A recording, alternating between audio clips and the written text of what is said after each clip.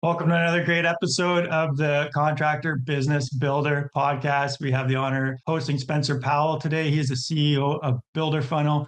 Welcome here, Spencer. How are you doing today? Doing great. Yeah, I'm excited to be here. Thanks for having me on, Derek. Likewise. Yeah, really excited. Your background in building and marketing, spanned, marketing decades, and you really have a 100-year legacy in the home building with, your family and your background. Can you share a bit about your background in the building industry and the marketing work that you're doing now? Sure. Yeah, my family started building homes out in the Seattle market, and yeah, over 100 years ago, my my grandfather got involved with the business, worked with his dad. They built hundreds of homes, different communities, and that sort of thing. And then my dad and his siblings also got involved in the business. And over the years, that business has evolved and expanded and morphed and done lots of different things, built homes and communities, but they also started a custom building division, a remodeling division, property management, handyman, and they got into senior living and managed their own apartment buildings and all that good stuff. Awesome. I got Mhm. into it really when my uncles were running it at the time, and that was 2010 timeframe, and they were trying to scale up their custom home and remodeling division. And over about 4 years, we took it from 2 million to 10 million. And yeah, really just early innings of like content marketing and SEO and social media. Back Mhm. when I would say it was less common for remodelers and custom builders to be investing a lot into digital marketing and paying attention. Kind of that early objection was, I don't think someone's going to do a Google search and then buy a $500,000 project or home. And now Yeah. today, obviously, we know that's very commonplace, but it Mhm. was in some of those early years for sure. Yeah, very cool. Yeah, exciting. You obviously have the heritage of building and got an opportunity to be a part of the business and saw that fantastic growth and were a contributing factor for that. I think a lot of contractors out there, maybe that like especially action oriented, they want to get out to do social media, get the paid ads, they want to bring in leads and they want those quick results. But there's a lot of kind of foundational initial things that need to get into place as far as branding and certain digital assets and stuff like that. Can you speak to what should a contractor be thinking of maybe before they start investing heavily in lead gen and some of these different options available nowadays? Yeah, it's fun to jump to the tactical stuff, right? Like flip on some Hmm. ads and like stuff is happening right away. But to your point, I mean, I always think about it from the perspective of what are we trying to accomplish and who are we trying to attract? And so when you think about like creating a brand or starting one or building one or morphing one, really it's okay, let's just say I'm a high-end design build company, then I'm going to want to attract higher income, higher earners, different zip codes are going to be really important. Higher net worth, different hobbies associated with those people, right? Like maybe they own boats and they're members to the golf club and all of that. When you drive somebody to your website via an ad, does it look like that person's in the right spot, right? And so are there projects stacked up that showcase really high-end remodels or, big custom homes that would resonate with that target audience? Or maybe you're like, nope, I'm the quick hitting projects, like I want to do countertops and, cabinet replacements and my average project is 10, 15, 20 grand or whatever it is, then Hmm. your website and projects and photography should also reflect that. And so it's not to say that your brand has to be one or the other, but it has to Hmm. know what it is, right? Because if Hmm. you are trying to attract the 20K projects and then they come and land on a site that features really nice, $500,000 kitchens, they're going to feel like they're in the wrong spot and bounce. And so Yeah. setting up your website and your photography and the way you message just needs to match who you really want to attract, and that needs to line up with the types of projects that you want to do. So it truly is a decision, and I think most people don't make that decision and or are fearful to make a decision because they feel like they will be turning away everyone else. Yeah, very insightful point there, where especially starting out, you're getting your name out there, even if you've been in business for a while, but you're kind of jumping into this marketing game. you kind of want to bring in as many leads from everywhere and anywhere as you can, but that often just leads to, overwhelm and a lot of, just poor quality but poor fit, essentially, if you don't have that specific, messaging and branding. And I think also that fear is, it's not that you won't do projects maybe outside of your ideal clientele or ideal projects. Like you're still open possibly as a company depending on where things are at. But if your marketing is very broad, you're going to have a very broad type of client, and it's not going to resonate. I think we've all had that experience where, we're looking for a business. There's a bunch out there, but you just resonate with one for whatever reason, right? It's more in line with, what you believe, or just the messaging or something is attractive about it, and you go towards that. How much does like personality play into branding? Because like, every business owner is different. Everyone has different personalities or different types of people that, they just resonate with better. Does that play into factoring it, or is that a good idea to think about that when creating a brand as well? Yeah, that's a good question. I think I'll maybe come back to the personality piece. I think a Yeah. lot of the brand is going to actually stem from core values. Not all of it for sure, but that's a good place to start because I think when you said personality, you're kind of starting to think, okay, there's the owner of the company, maybe the founder, they're getting it going. They want the Mhm. brand to match that, but I don't know that that necessarily has to happen, but certainly if somebody comes to the website, experiences certain messaging and tone, and then they meet with you and you're the sales guy and you're the owner and they experience something different, then they will feel a disconnect. And so there needs to be some level of alignment there. But I think if the brand has certain core values and those are the core values that, the owner kind of innately lives by and those are inherent to that individual and then they extend to the brand, then I don't think you'll really run into, that big disconnect. I think Mhm. where personality starts to maybe have a bigger impact is if the owner or somebody else within the business is going to actually start creating content in earnest and become like have a personal brand that is Mhm. associated Mhm. with the company brand, then it can have a big impact. And I feel like that is just being authentic to you and who you're trying to attract and who you're trying to serve as a business. And Mhm. naturally, people will either gravitate towards you or they'll be kind of opposed to that, such as life, right? You're not going to attract every single person. And so I think if you're sitting there thinking, okay, I know I should create content, that's part of marketing today, I would kind of zoom back out and go, what are kind of the core values that I live by and that we live by at the company? And then I'm going to have just my own normal personality just come out on camera, but like you are who you are. So if they meet you on in person after they've seen 10 videos, hopefully it's a pretty similar experience. And if it's not, then maybe there's just some work to do there on, what you're representing on camera versus, actual, in person.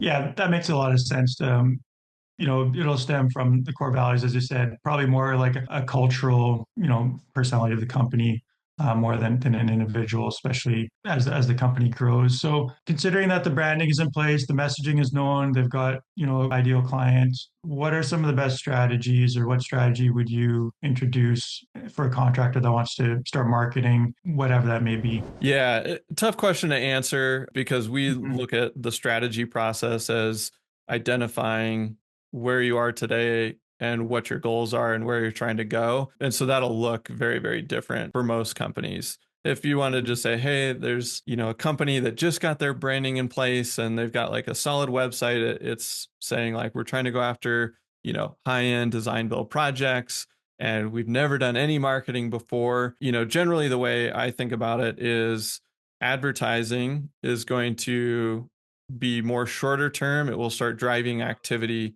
quicker. So you can turn on a Google ad campaign, you can turn on a Meta ad campaign, and you can start driving people to your website right away. Probably going to be a little bit higher cost per lead, higher cost per acquisition. And then the next piece is content and SEO and organic marketing online where you're trying to rank your website. If you are starting with a new site or a site that doesn't have a lot of equity, then that can be for sure multi months, but most likely multi year journey to Mhm. really get into the positions you want if your market is even somewhat competitive. And so I usually recommend if you have the budget to start building that long term while you're running some ads for the short term. But Mhm. really one of the I would say the quickest win things you can do is just email everyone in your past customer database and your Mhm. past leads and your network and send them a simple email that says, you know, hey, just wanted to let you know I'm working on expanding my business this year, and we've had the pleasure of, working with so many great people over the years, but we're really trying to have a bigger impact. I currently have 5 spots open for, starting design into, a kitchen or an addition type project. Do you know of anyone I should connect with? And you send that off to 20, 30, 50 people, and usually you'll have a few opportunities in that. We Mhm. actually were on a call with somebody, I think it was about a year ago, and they're like, I only have 20 people on my email list. We're like, send it individually to all 20. And he booked Mhm. 3 appointments out of it. So, Yeah. yeah. Yeah, lots to unpack there. But the email thing is great because yeah, definitely reach out to your power network, as I call it, your referral network, client network. These are people that already know you, they've probably already done business with you. And even if you have 20 people on your email list, I'm sure those 20 people all know you pretty well. So they're very, refined, if you will. So it's not necessarily the size of your audience. It's how in line they are and how what kind of connection you have with them. So that's pretty amazing. To talk about like email marketing, is that something you guys provide as well? Like contractors, I know there's like kind of a mixed group anyways, if they should send out regular newsletters, if it's you know works for their company, the time involved, all this different stuff. What are your thoughts on email marketing? When does it make sense, or Yeah. what should contractors be thinking about with their email marketing? Email marketing is a no-brainer. I mean, of all the things, it typically has the highest ROI for the time investment versus the output. It beats almost any other channel. I would say yes. I try to not make too many blanket statements because I'm a big contextual person. I think a lot Mhm. of things that matters like where you are and what your goals are and what we're trying to accomplish. But email is so cheap today in terms of how you can actually just like deliver it. Again, one to many. You can reach thousands of people by writing up a quick email and hitting send. And so, yes. And I would say, like, the bare minimum is a monthly newsletter ish type of email. Mhm. I would push for like every couple of weeks is actually a better, like twice a month is a better cadence. And this Mhm. is the way I think about it. You can, if you are adding value in your email, then people will want to open it and they will want to consume it. If you are always pitching in your email, people will delete it very quickly. And maybe they open it if it's like really relevant and they're like, oh, I need this thing and it just happened to hit me at the right time. But you're basically with every email, you're either training people to open the next one or to delete and ignore the next one. And so if there's not enough value, what's in it for them, in that email, they will slowly just either want to unsubscribe or they'll just ignore it or they'll set up a rule that, gets it out of their frame. And Mhm. so I always think about like, what are we delivering to them on an ongoing basis? And that's just education. And you are very knowledgeable about your craft and what you do. So it can be education around maintaining a home, upgrading a home, the process of remodeling, current design trends. You can talk about how to integrate cool activities with families into your, layouts, and like there's unlimited topics that you can cover, and it's a way to stay top of mind. And I would say, especially in this industry, where if we're talking, building a home, remodeling a home, this isn't something somebody needs today, right? This is something they want to do. It's a want, it's a desire, and so usually the urgency is low. And so if the urgency is low, then the buying cycle and the time they're thinking about it is going to be long. And so you could convert a lead off an ad today that comes in, fills out a form, but they might not be actually in a position or want to remodel their kitchen for a year. What are we going to do in between now and then? We're going to add value through email. It's actually one of the best ways to build your future pipeline. And so that's how I think about email. Yeah, a very useful and valuable component to a good marketing strategy by the sounds of it. And I like how you mentioned, you want to have value in every email. If you get if you get a mail, a letter in the mail and it's a bill, you're probably a little less unlikely to open it than if it's a check for, whatever payday or something like that, right? So email similar. If you're always trying to, pitch and do a sales fest and take from people, that they're unlikely to open it. Whereas if you're always giving and providing value and trying to answer questions that are relevant, then it's a lot more likely to be open, and that nurturing process can flourish over time. Any common mistakes that you see in marketing with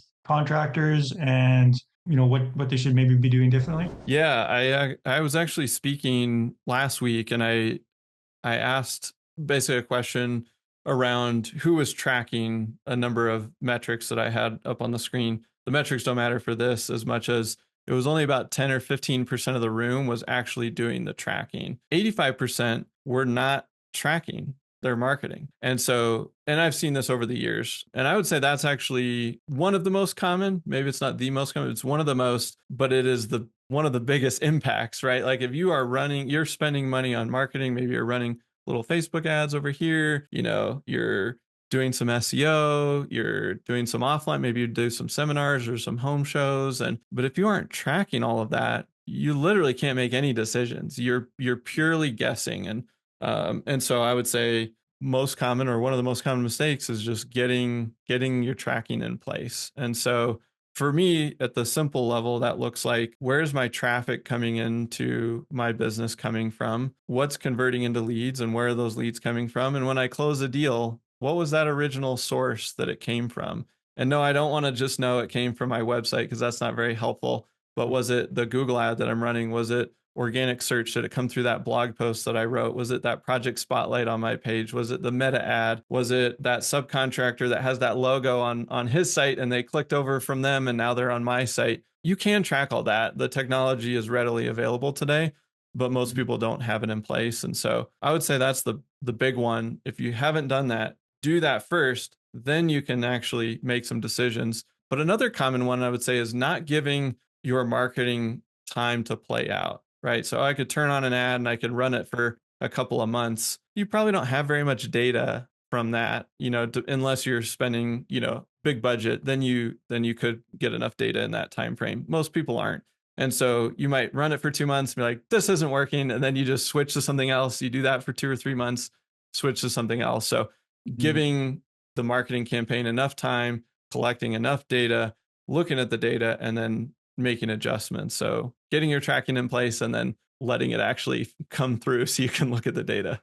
Yeah, definitely. And the two are, as you mentioned, are quite linked. You need to, be tracking to have enough data so that you can and run it for long enough to be able to make proper decisions, see what's working and what's not working. As far as tracking without getting super technical or detailed, if I'm not overly, tech savvy, if you will, to go set up these links or tracking codes and all this different stuff, what's some of the basic kind of components, or how do we like, how does things get set up on a high level, and how do we view that data or make sense of it? Yeah, great question. And I'm glad you asked it, because I wanted to follow up that it doesn't have to be complicated, because I think people hear Mhm. software and data and tracking, it's like, oh boy, this is going to be. I'll just use an example with HubSpot, because we use HubSpot for ourselves and all of our clients, but you can Google HubSpot competitors, other similar software. I wouldn't recommend just leaning on Google Analytics. Google Analytics will give you like some raw numbers, but it's usually not linked to a name. Like, oh, I can see 5 people came from Google, this many from Facebook. Like you can see some of that, but you won't be able to click on that 5 and go, who were those 5 people, which is the Mhm. kind of the critical component Mhm. there. And so with HubSpot, it's literally just a piece of tracking code and you drop it onto your website. If you're like, I don't know how to do that, great. I'm not super tech savvy either. Just have whoever built your site, they can do that. You could hire Mhm. a webmaster. You could hire someone on Fiverr or Upwork or any of the, you could literally just say, here's my login to my website. Here's this tracking code I just got from the software. Can you put it on there? And they can do it in like 10 minutes. So you can just pay somebody to do it. But once you have the software, so, hey, I've purchased some software, I have that ability, and I've installed it on my website. What you want to be able to see when you go to the reporting section is traffic channels. So, okay, I can see this month I got 100 visitors from organic search, 100 from paid Google, 100 from Facebook ad, and so on and so on. And Mhm. then when people fill out a form, they've converted into a lead. So we would be able to see, oh, okay, here's our conversion rate over to leads. And I got 3 from here and 2 from here and 3 from here. And then when you close a customer, that is something that you will probably have to manually tag. Oh, I closed Mary Smith for a $100,000 kitchen. I'm going to mark her as a customer in this system now. And then boom, it'll show you, oh, this came from Google organic search or that one meta ad that I was running. And then you can go, Mhm. cool. What did I spend on that meta ad? What was it? Oh, 100,000, 35% gross margin. Great. That customer is worth 35,000 to me. I spent $5,000 to acquire it. That's a 7-to-1 return. Cool. Let's do more of that. And it should be Mhm. that simple of a decision to make when you get to that point. But yeah, it's Mhm. just finding the software, dropping in the code, and then letting the data start to come in so you can measure it. Yeah, sure. Thanks for walking us through that. So yeah, I mean, look for support from your web developer, whoever. Reach out to Spencer and his team. Someone to help you set that up. If you feel like you want to watch a bunch of tutorial videos and try to do it yourself, I mean, there's always that option. I wouldn't get into the coding side of things, but yeah, it is super helpful. As far as the form on the website, I'm assuming that needs to be linked with whatever CRM type software you're using, so that it gets tracked on the same Yeah, system. you really want the form to be part of the marketing tracking, and Mhm. sometimes that is also connected to a CRM, but if it's not, then you just zap the form over to your current CRM. HubSpot has both all wrapped in, but let's just pretend you're using, the JobTread CRM or some other CRM. You would still want HubSpot to be the form because that they're going to be the ones that drop the cookie on the person that comes to the site. They'll browse around, they fill out a form, and then they go, oh, that anonymous person that came from that Facebook ad was actually Mary Smith. And then that's how we track the name to the IP and the original source. So Mhm. yeah, we're starting to get a little more into specifics, but Yeah. generally they're connected. Either you just picked a software that will be the CRM and the marketing tracking, or you just need to link the two. And Zapier can connect most stuff with a couple of clicks as well. Perfect. Right on. Thanks for sharing that with us. As far as like kind of tying it back to the branding, what are some things that where contractors could improve their brand recognition or presence? Let's say they've got some marketing set up and they've got a brand, they've maybe been operating for a while, but they know it's not quite at the level they want to. Like you mentioned, if you're aiming for kind of a high level, expensive kind of clientele with the build style or whatever, what would be the kind of the first pieces or the advice you would give someone to help improve their brand overall or recognition or presence in the market? Yeah, I think there's kind of the brand strength in terms of what it's associated with, and then there's like how far does the brand reach and how many people. And so I think if you were saying, oh, okay, like people aren't looking at us as that high-end brand, then I would think, okay, well, how's my photography? How's my video? Am I really showcasing, am I investing into those channels and displaying really high end, visuals on my website, on my social media? That'd be one place to look. Next, you could say, do I associate my company with other high end designers in the area, high end realtors? Do I do content about kind of that higher end lifestyle? And so those are things that are going to basically, people are going to see you and then they're going to see country club and they'll go, oh, this is high end. Like that's how quick the brain is going to just, Mm-hmm. oh, I can connect those two dots really easily. They might see like, oh, wow, these interior designers in our town. And then you do a few reels with them or you do a podcast with them. And suddenly they're like, oh, high end, high. Okay, cool. We're all high end. And so you're just trying to associate with other things that they know about that are high end. In terms of reach, like, okay, hey, I feel like I'm positioned well, but nobody's seeing me. Like, I can't get out there. There's dozens of different activities that you could do. I like workshops or seminars or webinars as a great way to like showcase your expertise and build trust. So you could say, hey, we're going to do an online webinar and we're going to walk through what is design build and why it's a superior remodeling process. And then you're going to compare it to, just like somebody that's whipping up a quote or something like that. And you can show, hey, this is why we do our process this way. This is why it's a better outcome for you as a homeowner. And then you can market that. And so that can be a great way to expand your reach. More content on social media, right? You can just say, hey, we're posting once a week. Let's start posting 5 times a week. And so you can ramp up that volume. And Mm-hmm. then more ads, right? So you can say, hey, we're not really getting that much traffic to our website. So let's create some advertising. And then we're going to drive back to some project spotlight pages. We're going to create a customized landing page where we can showcase our expertise and convert a lead. But really, when you're thinking about online stuff, it's either social content, written content on your website, or it's advertising. And then offline, it's going to be things like home shows, events, and then obviously just like signage, trucks, like every job site has a sign. Again, if you're high end, I would invest in like nice signs, not the like cheap ones. You just want Yeah. everything to have that through line of like, what does my brand represent? Yeah, lots of things to dive into there, and definitely like multiple different avenues to have working together to get the overall reach and depth. Like you mentioned, I like how you talked about association. I think it's one thing that doesn't get talked about a lot in marketing, of how people associate you with other professionals or companies, or just even like high end, like you mentioned. What suggestions or advice or strategies would you suggest for contractors who maybe want to, reach into that high end market, or start working with certain types of designers or realtors, or build that kind of network beyond just like the online presence, but actually have like a network of people, professionals that can, they can work with or refer work with? How would you go about that? Yeah. I think when you're building towards it, like it's hard, it's not just going to be like, oh, Mm-hmm. cool, we'll just instantly be in the high end. But I think one of the easiest ways, just like we talked about email, is like, man, I really want to network in with the high end designers. Like as you get opportunities to you, go to them and say, hey, I just got this cool project. I'd love for you to design it, and then we'll build it, pull them in on it. And then, but like you've sent them money, like you're on their Mm-hmm. radar now. And so if you do that enough times, then it'll start flipping back. But you could also just say, hey, I'd love to come interview you about like the amazing design work you're doing. I'm going to bring, camera, I'll bring, podcast, whatever format you're doing. Right. And I'd love to interview you and spotlight your company, and we'll share it all over our stuff. And now you're the one, clipping up the content and putting it on social media. Maybe you put it on your YouTube, maybe you display it on your website. You gave to them, right? Because you're like, hey, I want to promote you. But your benefit is that now you're associated with that high end designer. If you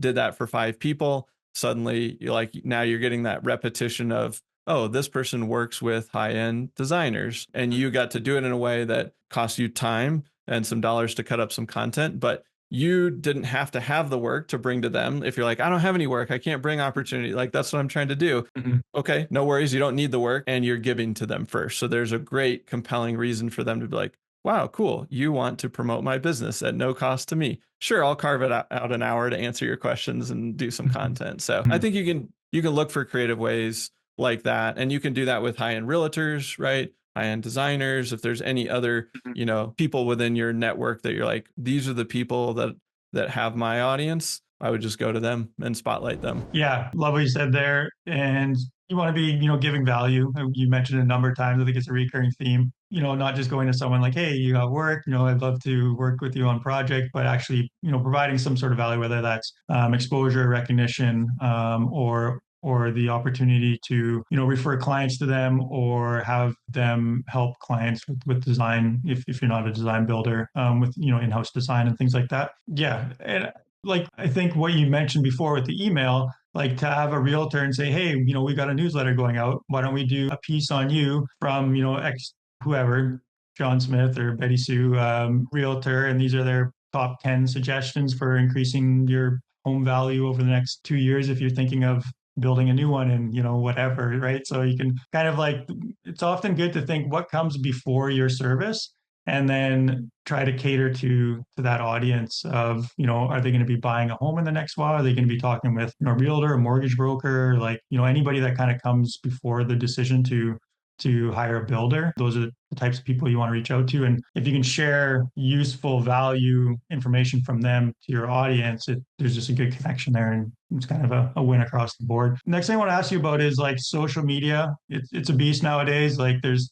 a lot of different types. And I know contractors who are, they'll have a marketing agency, they'll be doing ads, they kind of want someone else to handle it to them, handle things, and they, run social media campaigns. What are your thoughts as far as like, it's a huge subject, but social media, should the owner of the company be involved with creating content? How should they go about it? Is it that important? If you got your paid ads and your website working and SEO and all that other stuff, how important is it? Yeah, another great question. You're right. It's a massive topic. It's also a, kind of an it depends answer, right? Because Mm. I think one of the, first rules of marketing is like if you have something that's working, just keep doing that and do more of that, right? So if you have ads that are working, you're like, I'm really happy with this, double your ad spend, right? Like triple your ad spend, quadruple your ad spend. Like how far could you go on that? But assuming you're in a spot where you're like, hey, I'm kind of looking at social media. I like, what I could do there, the potential. Then you're looking at trade-offs on resource and time and all of that. And so, yes, social media can be powerful, but yes, it is time consuming and a huge commitment, and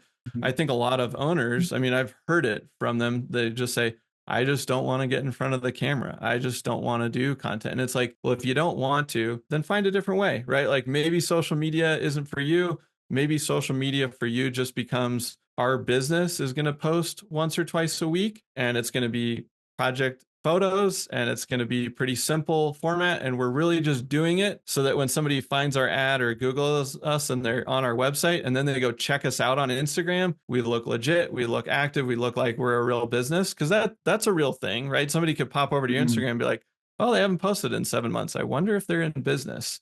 That's what we do as consumers. And so at the minimum level, I would say you need to be active there. But if your goal is just like proof and not like, I want to build leads and really build my awareness over there, I just literally want it to be proof that we're an active living business, then just Mhm. put the minimum possible effort into it to accomplish that goal. If you're like, Mhm. no, I think my personal brand could be really powerful. I see social media as like only becoming more and more important, videos only becoming more and more important, then yeah, you're going to look at it a lot differently. You're going to say, okay, what kind of content are we creating there? Is my personal brand? Do I have my personal page and the business page? And so you're starting to look at those channels. But I would say, on the whole, if you just think about today's buyer and the future buyer in 5 to 10 years from now, like, are they going to be using social media more or less? Probably more. Are they going to be watching video more or less? Probably more. These are things that have just continued to go up since they, hit the internet, basically. And so you Mhm. could look at that and say, okay, great, I need to get involved. And it's either you as the owner, or you're going to delegate it and outsource it. And you might say, I'm going to find somebody on my team that loves being in front of the camera. And the goal is they're going to be an educator for our brand, and they're going to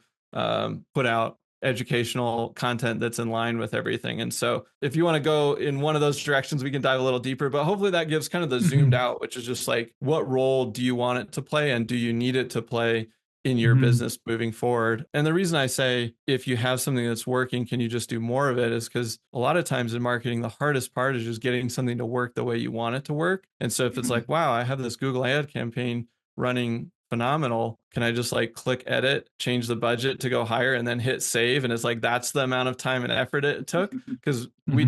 I did that same thing. We were spending 2 grand a month for our business, and it was Mhm. working. So we ramped it to 5 grand, and then 10 grand, and then 15 grand. Like, well, that's more than a 7x, but all we had to do was just click a couple of buttons to change the budget. And so I think you just have to factor in time, money, resource, and Mhm. yeah, and goals. Yeah, definitely. No, thanks for sharing that. And I think getting clear on like what you want your social media to be and how much energy and effort and time you want to put into it, and maybe having a system around it so it's not like you're not feeling like you've got to be posting or making original new content all the time. But if that is just project photos, or you have someone on your team who's taking videos, and you've got a kind of a cadence that it's regular, just enough that people do get some content, and you look like you're operating, and the business is running and stuff like that, then you may be good in that department. Yeah, more of a like trust verifier than a lead generator. Yeah. No, yeah, I found that as well too. And like you said, it's so time consuming. And as home builder, general contractor, you've got a million and one things to do in a day. Social media is probably not top of your list as fun things that you enjoy doing. Maybe it is, and that's I great. haven't But found anyone where that's been the top. Yeah. yeah.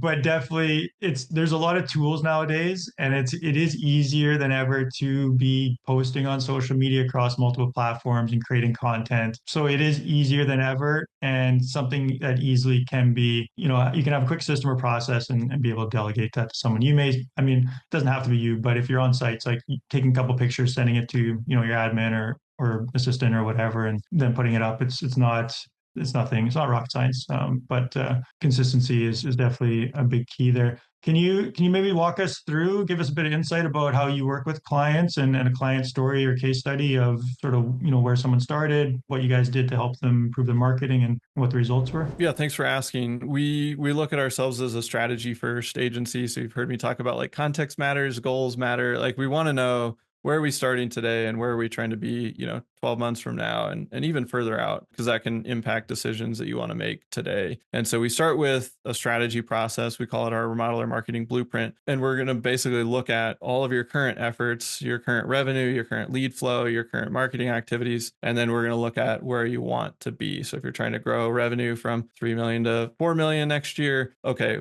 let's back it up to leads. Let's back it up to traffic. Like, what are we going to do tactically each month to actually drive those outcomes? And then we build a plan for that. And we say, hey, we need to be creating this content, doing this much for SEO. We need to be running these ads, doing this for social media, this for email marketing, et cetera, and go down the line. And then we can either just turn the plan over to somebody if they want to self-implement, or they can hire us to do that. And then they'll work with our team on a monthly basis to make sure we're executing on that. And then we're tracking all the results back to it. Mm-hmm. And I love tracking the ROI on it, because I think a lot of agencies don't. They'll lean on impressions or clicks and like stuff like that. But really what matters is like dollars in the door, and not just revenue. It's gross margin. Like, what are we bringing in for gross margin? Because that's what's covering the sales and marketing. And so I like looking at the discrepancy there and what we can track. And so yeah, there's actually one client you asked to share a success story. We started working with them last year, and they basically, this doesn't happen every time, but within like 4 or 5 months, they'd already closed like north of $1 million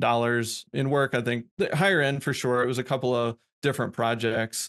But the gross margin on that is hundreds of thousands of dollars versus the, tens of thousands they spent with us. And so the return there, they're like, phenomenal. Can we do this more? Right. Because if you put 50 grand in the stock market and you got like a 5X, you'd be pretty pumped. Right. And so that's what we try to do inside of businesses, because you have a lot more control over them. But yeah, it's really creating the right plan based on the goals. And so the tactics will kind of fly in there and you'll use them where you need to, but it really depends on like how much of one. Maybe you eliminate a different one depending on the resource available and what you're trying to accomplish. Yeah, thanks for sharing that approach. And yeah, getting the strategy right and then measuring. It's like, you're starting off right, and then you've got some sort of analytics or goalposts to know if are we scoring, are we winning? Can we do, like you said, more of this or more of that to increase the ROI? Because that's what matters, and that's why marketing is an investment, and you want it to pay off.